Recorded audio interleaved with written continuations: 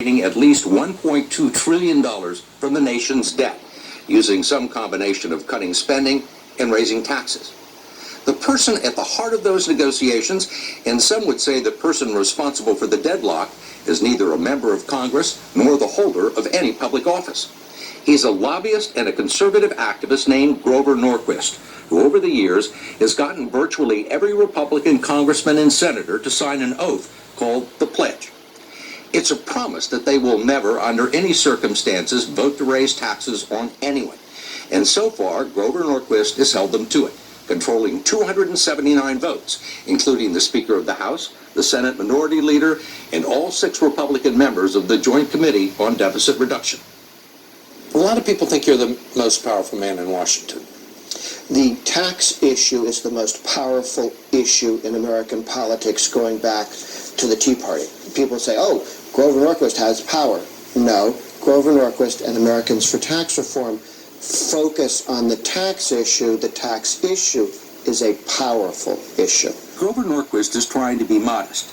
Since creating Americans for Tax Reform at Ronald Reagan's behest back in 1985, Norquist has been responsible more than anyone else for rewriting the dogma of the Republican Party. The Republicans won't raise your taxes. We haven't had a Republican vote for an income tax increase since 1990. And this was your doing. I helped.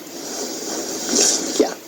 It began with the simple idea of getting Republicans all over the country to sign an oath called the Taxpayer Protection Pledge, promising their constituents that they would never, ever vote for anything that would make their taxes go up. Speaker Gingrich's tax pledge back in 1998. And once they sign the pledge, Grover Norquist never forgets. The more signatures he's collected, the more his influence has grown. I think to win a Republican primary, it is difficult to imagine somebody winning a primary without taking the pledge. The signatories not only include more than 270 members of Congress, but all of the Republican presidential candidates with the lone exception of Jon Huntsman.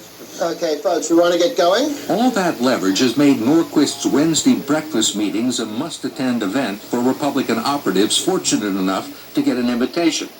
David Keene, the president of the National Rifle Association, was there the day we attended, along with conservative columnist John Fund.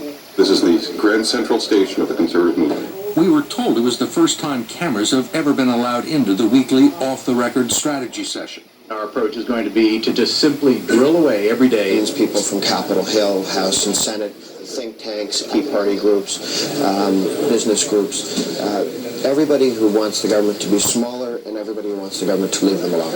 I intend to win. I intend to be part of the whole effort to crush the other team. Grover Norquist has been called both the dark wizard of the right's anti-tax cult and the single most effective conservative activist in the country. He is a libertarian ideologue who believes that Washington is controlling our lives through the taxes it raises to fund big government.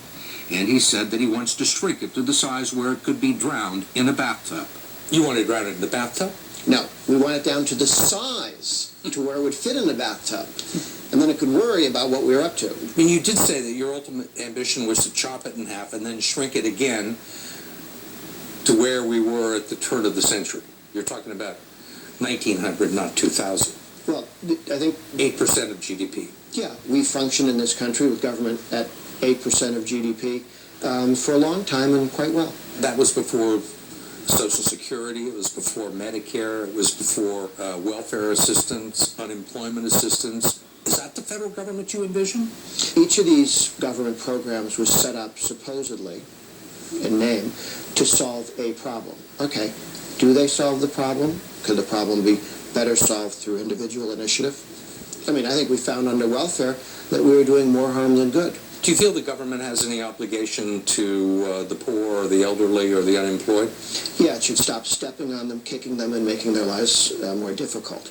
Norquist claims he got the idea to brand the Republican Party as the party that would never raise your tax.